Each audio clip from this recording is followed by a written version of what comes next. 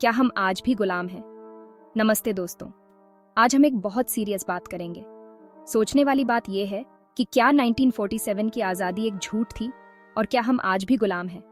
1947 में अंग्रेज चले गए, लेकिन क्या हम वाकई में आज़ाद हो गए या हम किसी और किस्म की गुलामी में फंस गए? बहुत लोग कहते हैं कि अंग्रेजों से तो छुटकारा मिल गया, लेकिन क्या हम सच में फ्री हो गए?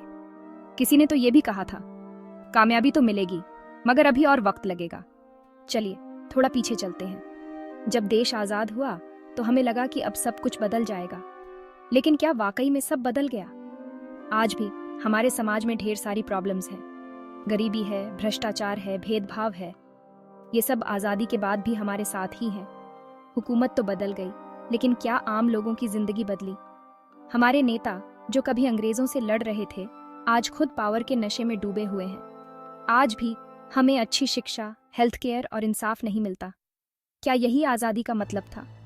हमारी सोच में भी बदलाव लाना बहुत ज़रूरी है। हमें अपने दिमाग की गुलामी से भी निकलना होगा। तो सवाल ये है कि अब हम क्या करें? सबसे पहले हमें अपने हक और फ़र्ज़ को समझना होगा। हमें अपने समाज को बेहतर बनाने के लिए मेहनत करनी होगी। अगर हम सच में आज़ादी चाहते हैं तो हमें मिलकर कोशिश करनी होगी। हमें अपने नेताओं से जवाब मांगना होगा। हमें ऐसा समाज बनाना होगा जहां हर किसी को बराबर के हक मिले। तो दोस्तों, क्या हम आज भी गुलाम हैं? इसका जवाब तो हमारे ही हाथ में है। हमें मिलकर इस नई गुलामी से भी लड़ना होगा। आप लोग क्या सोचते हैं? नीचे कमेंट्स में ज़रूर बताइए। और अगर आपको ये वीडियो पसंद आया हो तो लाइक और सब्सक्राइब करना मत भूलिएगा। शुक्रिया। आज़ादी का मतलब सिर्फ अंग्रेज़ों से छुटकारा पाना नहीं था। इसका मतलब था एक ऐसा समाज बनाना जहां हर किसी को बराबरी का हक मिले। लेकिन क्या हम उस सपने को पूरा कर पाए हैं? आज भी हमारे देश में कई समस्याएं हैं जो हमें पीछे खींच रही हैं। हमें इन समस्याओं का हल निकालना होगा। हमें अपने देश को एक बेहतर जगह बनाना होगा, और ये तभी मुमकिन है जब हम सब मिलकर काम करें।